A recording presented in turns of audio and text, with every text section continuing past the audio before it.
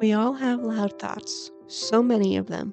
The anxious ones, the sad ones, the angry ones, the ones that keep us stuck, small, and playing it safe. And then there are quieter ones, underneath it all. The one that nudges you, the one that knows. I'm Christina, a clairaudient angel messenger and angel Reiki master teacher. I hear the angels speaking to me in my own voice, and I'm here to help you do the inner work to hear yours. This is Awakening to Your Soul Self. Grab a cup of tea, get cozy, and let's cross the bridge together. Please note, I am not a licensed therapist, counselor, or medical professional. Everything shared on this show comes from personal experience and spiritual guidance. If anything resonates deeply and you feel you need additional support, please reach out to a qualified professional. Hello, lovely souls. Welcome back to the Awakening to Your Soul Self podcast. I'm super excited for this episode. We have Dan Cohen. He's going to talk about his memoir, Awakenings in Real Life, about his story of his father deep in dementia and woke up for 2 extraordinary days in 2015. Kind of had this wonderful spiritual experience. So welcome, Dan. Thank you, Christina. It's so lovely to be here. I'm happy to share my story. Perfect. So I always have my guest introduce themselves and tell us a little bit about themselves and their kind of spiritual journey this fall. Sure. So my name is Dan Cohen, and I wrote the book Awakenings in Real Life. And that's why I thought it would be a good fit to your podcast name. So I spent most of my career a little bit as a lawyer, a little bit as a businessman, but I didn't come to this experience or this awakening or the spiritual type awakening until we had the experience with my father and his awakening from dementia, which was really quite an interesting experience. And from that experience, I wrote first an article, then 10 years later, a book, because this happened in 2015. And from there, I'm doing my own podcast, sharing Oh, other okay. people's awakenings. So it's all related. And so I can share all those things with you if you'd like. Perfect. So let's take the listeners back to the summer of 2015. Let's start the story off there for listeners who haven't read the book yet. So my dad was a very, very important person in my life. He probably was my hero, my confidant, my problem solver, my go-to guy, a big personality. He's a guy that exuded love. My brother likes to say he exuded love. So that in fact, in my book, which is not only about his awakening, but other what I call mini awakenings, Mm. my last chapter is Who is Your One? Because I think everybody, there's no statute of limitation of having that person in Yeah. your life. That's a person who has no ego when it comes to you, wants you to succeed more than they did in life. So he was that guy for me. So we had the opportunity, we had a 75th birthday party for him in May of 2005, where from my mother down to the youngest grandchildren, we all had the opportunity to tell him how we felt about him. Yeah. And I tell you that because it comes back later on in the story. So 5 months later, he had a stroke. And my brother's a physician. So he knew that his partner took care of my brother. So he knew as he was walking into his office that he was having a stroke. They knew the signs. Part of his face was drooping. Okay. He couldn't smile. That's a sign of a stroke. So he was bleeding into his brain. They immediately got him to the hospital. And within 10 minutes, they had the bleeding stopped. Okay. And he recovered pretty nicely from that. He was able to drive. He was able to use his cell phone. But over time, he developed dementia. And dementia runs in stages. And dementia is, loss of mental cognition. Yeah. A lot of people think of Alzheimer's, but dementia is the symptoms you get from Alzheimer's. Alzheimer's Okay. is more plaque in the brain, but you can get dementia from a lot of different things. You can get it from a blow to the head or a stroke like my father had it. Certain diseases can cause dementia. Alzheimer's, there's vascular dementia, a hardening of the arteries, or what people used to call senility. So he got dementia and he started to phase over time. But in the summer of 2015, he got sick with pneumonia twice. And in the second episode, they loaded him up with steroids and antibiotics. And at this point, he was incontinent.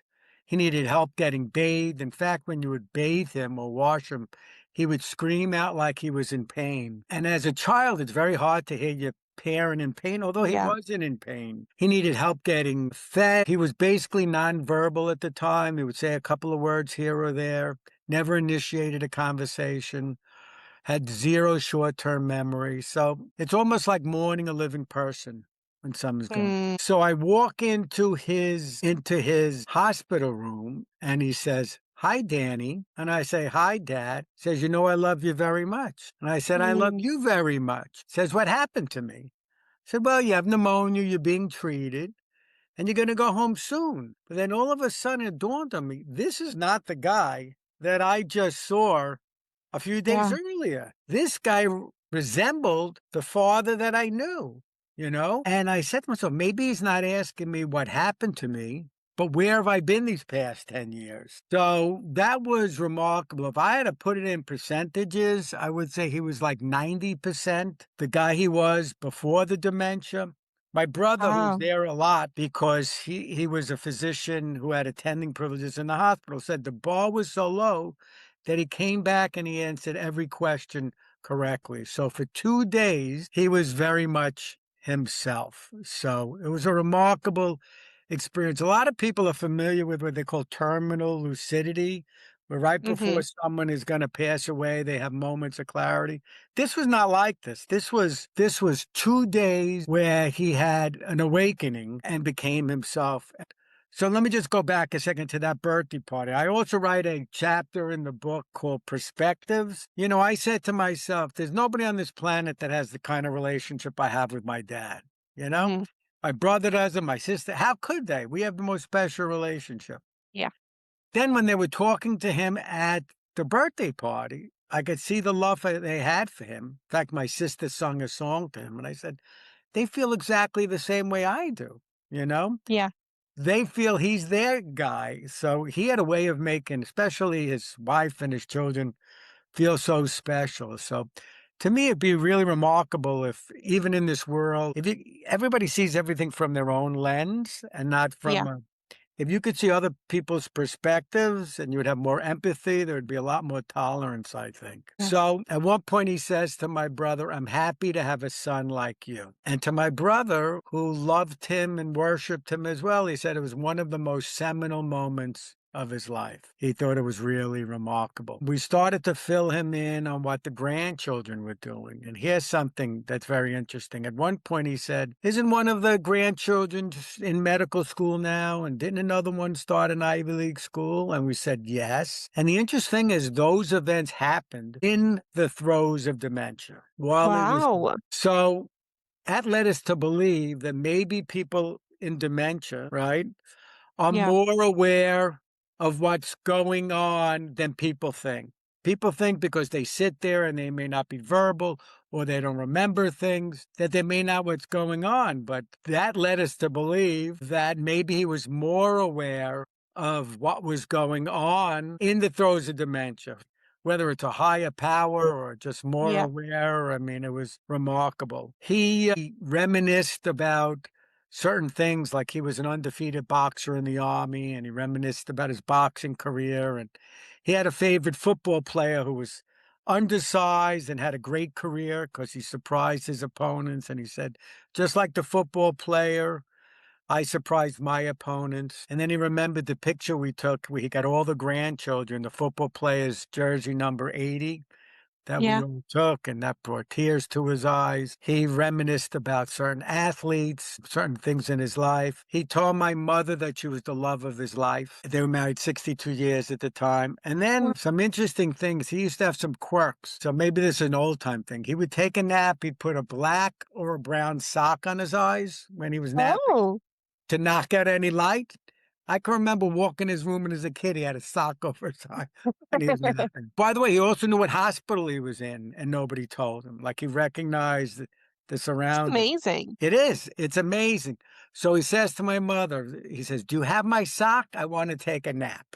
This is what he asked. And he also in life was a generous guy. So people took good care of us. He was a very good tipper. Okay. Mhm.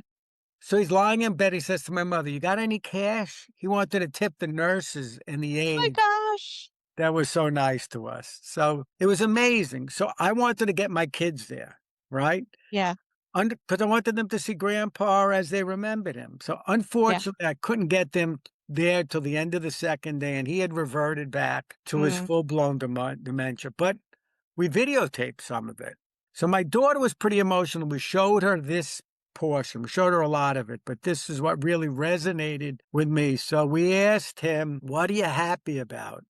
And he said, "I'm happy just to be here and alive." And I found that very profound. I found that to be that even he's telling us that even in the throes of dementia, he appreciates life and wants to live. And that was a message I wanted to share. And I shortly afterwards wrote an article that I shared on medium.com. It's a site for writers, just because I thought it was a remarkable experience. And responses I got from people that were either going through it or going through other type illnesses were, wow, that's really an amazing story, but it gives us hope that maybe our loved one appreciates life and still wants to live. So that was a remarkable story that I shared 10 years ago and has like 330,000 views whoa. today. So I didn't decide to write a book. I'm an entrepreneur after my last consulting gig ended, and I wrote a book called Awakenings in Real Life. My dad's awakening from dementia woke me up too. And I said, this story's not enough just to put in a book. But when I reflected back on the stories, I said, boy, these are interesting stories, but there's all some lessons here or mini awakenings Yeah, that I could share. But in terms of the spiritual aspect of it, we try to think why this happened, right? yeah. Right. So my brother, the doctor, wanted to come up with a medical explanation, right? Yep. He first theorized, this was in 2015, that the steroids reduced the inflammation in his brain and allowed him to be more cognizant. And I said to myself, I don't know. This is a downward progressive disease. How can anything reverse it? Yeah. So when I did my podcast, which is about different awakenings, he looked into it again. He goes, no, steroids actually can have a worse effect. But I think it has to do with because he got better from the pneumonia, his dopamine levels or neurotransmitters. I don't know. I don't buy that. The other thing I thought is maybe he's giving us a message that he's been a Mhm. fighter his whole life. And he's telling us he still wants to live and still appreciates life. And maybe somehow he wanted to share that message with the world. The third thing I thought is maybe it's a miracle. Yeah. Maybe it's a miracle that he had this 2-day awakening because his neurologist, who treated a lot of people like this, said they never saw it in his 30 years of practice. My brother, who wanted to come up with a medical explanation, spoke to all his colleagues and they said they've never seen anything else. So I'm not the most religious person. I'm more of a spiritual type of Yeah. guy. So I like that explanation. I like that there's some force out there that gave us this tremendous gift with my father for those 2 days to share with the family. And so those were the three explanations I talk about in the book.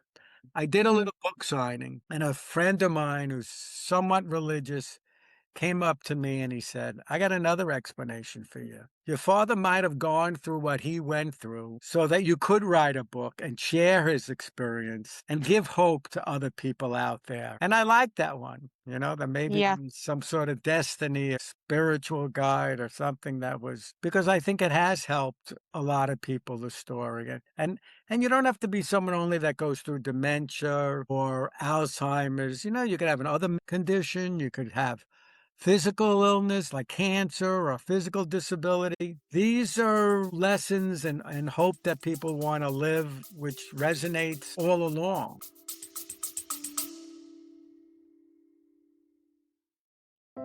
If you're ready to start quieting the loud thoughts and connecting with your soul self, I have a free gift for you. My Home on the Other Side meditation is available right now at ChristinaAngelMessenger.com. It's my way of helping you begin your journey. The link is in the show notes.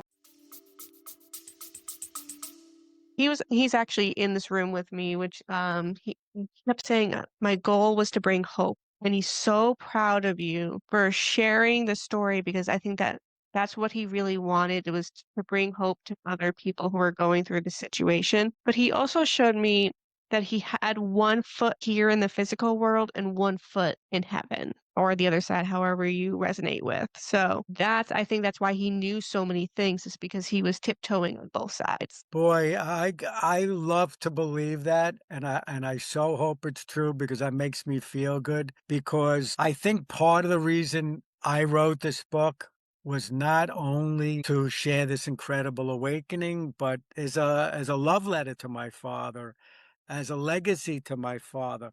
I want nothing more to hear him say, and if he did, He because did, he's yeah. the guy that would have been so proud of my accomplishments that he's the guy who would have gotten most excited out of my whole journey, out of anybody in Hmm. my life. So if he is, I can't tell you how that makes me feel good. He is just so remarkably proud of you. He's actually showing me this vision where he's kind of behind you as you're writing it. I don't know if you wrote it like on paper first I did a before you lot of it. typed it, but he shows me like he was looking over your shoulder, like, keep going. You're doing great. He was a great writer himself, and I saved a lot of his beautiful letters to me. That's how he's expressed himself. And it's interesting. I write a chapter in the book. Um, I call it a living eulogy to my Hmm. father. Okay. And this is maybe not a living eulogy, but we had the opportunity as a family at his 75th birthday to all tell him how we felt. And I wrote my parents a letter on my 40th birthday, how I felt about them. And then I sit at funerals, right? And sometimes I know the person will pass away and sometimes I don't. I know and I'm always brought to tears. And I said to myself, wow, and maybe they do here. I said, the person who really should be hearing this eulogy is the person who passed, and hopefully they do. But I urge people while your person is around, Hmm. you often tell people, I love you, you've been good to me, but how often do people really sit down while the person is alive and share with them, whether it's an email, a letter, a face to face? I think that's important. But I'll tell you something interesting when you say to me he's behind my shoulders. Yeah. You know, what's your feeling about, a lot of people believe in signs. They see butterflies, they see Yep. red cardinals, they see blue cardinals. Do you feel strongly about signs? 100%. You do. Yes. So I've been looking for signs, okay? And I don't necessarily see them overtly. I almost feel his essence with me, and maybe that's a sign with me Yes, all it the is. time. It's not like I'm going to see a butterfly.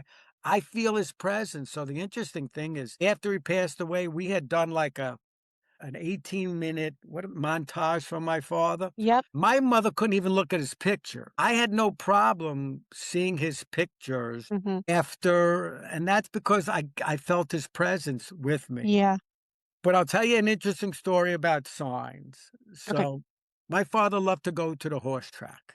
Okay. He loved Yeah. horse racing. So he took me as a kid, and then when I got older, I took my kids. I'll just tell you a funny story because part of my philosophy of someone going through dementia is accept them wherever they're at, but include them in life. I think it's because I think they're still there in mind and spirit. So Mhm. before my son started first grade, we went to the track, right? And my father liked the valet. Even though the general admission was 2 minutes from the entrance, the valet Mhm. had to walk 100 yards. We met this nice valet that every time we went was the same guy that would help us, even though there were many valets. So this particular time, my father had a very big winning streak. Okay. Yeah. And he says to my son, let's go to the toy store. I'll get you whatever you want. My son bought like $100 Lego. He loved it, was so happy. First day of school starts, teacher says to the kids as an exercise, what would you do if you had $100? My son says, I'd go to Freehold Raceway. So the next week, I tell my father the story. He laughs. He goes, let's go back to the track. I said, we never go 2 weeks in a row. We go the next week. He doesn't win a race. He said, Mhm. Dad, I'm sorry you lost. He winked at me and he says to my son, remember when you go to the track, expect to lose. By the way, the same valet took care of us there. Yeah. So 10 years later, we're at my father's 75th birthday party. My son's now 15. He says to his grandpa, Grandpa, I know you like to go to the casino sometimes and pay a little poker. Remember one thing, expect to lose. That's what he tells us. So over the years, we used to go to the track, right? Yeah. And no matter when we went, the same man took care of us. Okay. And as we started to go and my father started to fail, right?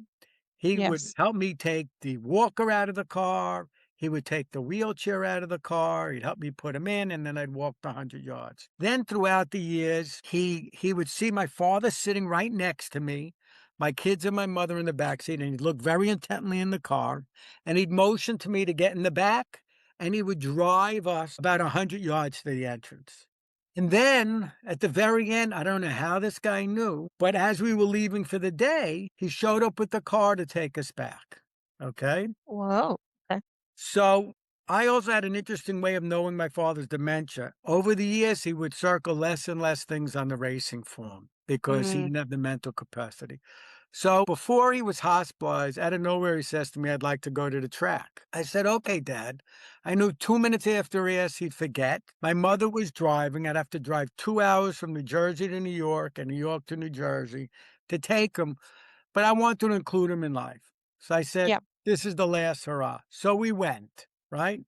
Now, over the years, if he felt very, very strongly about a particular race, 6 out of 10 times he won. We go to the track. It's my kids, my mother, me, my father. He can't read the racing form. We can't even see the odds. We said, pick a number, Dad, pick a horse. Picks the number Yeah. 7. My mother looks up from her book and says, the number 7?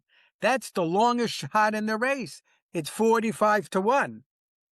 Yeah. So my son says, Grandma, when Grandpa says a horse is going to win, it's going to win. And I said, Mom, Dad's a very good handicapper. Clearly tongue in cheek, Yeah. Yeah. right? But I put a little more money on that race. The horses go off. Our horse is in dead last. All of a sudden, down the stretch, he comes from nowhere, right? And wins by a Yep. nose. We're Ooh. cheering. My father has no reaction. But my son says, Grandpa, you picked the longest horse in the race. He came out of nowhere and won by a nose. The biggest smile came on his face. Whether it was divine intervention that that horse won, that he gave us that smile, that's a memory we'll always cherish because we included him, right? We Yeah. included him. So my father passes away. My son and I, a few months later, go to the track because we want to see a sign, right? Yes. Yep. We get there, the same valet takes care of us, parks the car, right? We get to the track. I'm looking, my father's name was Herbie. Is there a horse named Herbie? No horse Mm-hmm. named Herbie. Is there a horse called Angel Among Us? No horse called Angel Among Us. If we're going to win on the one race I feel strongly about, that's him telling us, nope, we lose that race. Are we going to win overall? That's my father making sure we won? No. We broke even. We said, all right, Grandpa made sure we broke even and had a good Yep. time. Then, as we're leaving, I remembered something. My son is sitting next to me. We show up. Mm, This valet is looking very intently in the front of the car, right? yeah. He motions to me to get in the back so he could take me and my father and family and drive us to the front gate. The Oh, problem is, it was my son sitting there.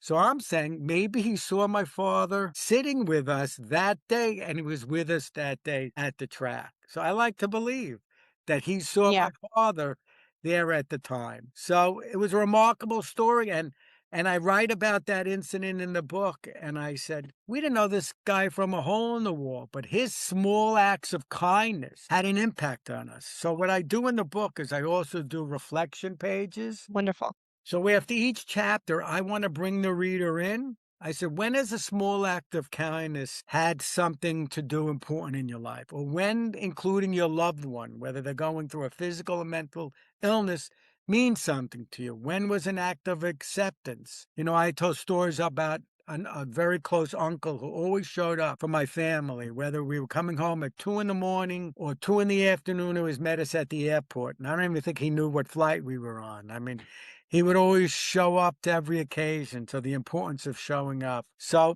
I call these like mini awakenings to try to share Yeah. with the reader. So That's amazing. So, one more question. So, in your book, that this kind of gave you awakening as well, and that it kind of reshaped your perspective on things. Can you go a little bit deeper into that on how your perceptions about family and memory and resilience kind of shaped this new perspective for you? That's exactly right. This shaped, first of all, I'm not particularly a very religious guy, like I said, but Yeah. this event and what happened to my father gave me a whole perspective that there's something else going on in life, whether it's a higher power, divine inspiration. There's something else going on because why did this occasion occur? And I think it was more than just my family, but a message he wanted to Yeah. share. And what it also allowed me to do is to reflect on the importance of family, the importance of being in the moment, the importance of cherishing a memory. And you bring up memory is a good thing. I have a chapter in the book I call "In Memories," and I said,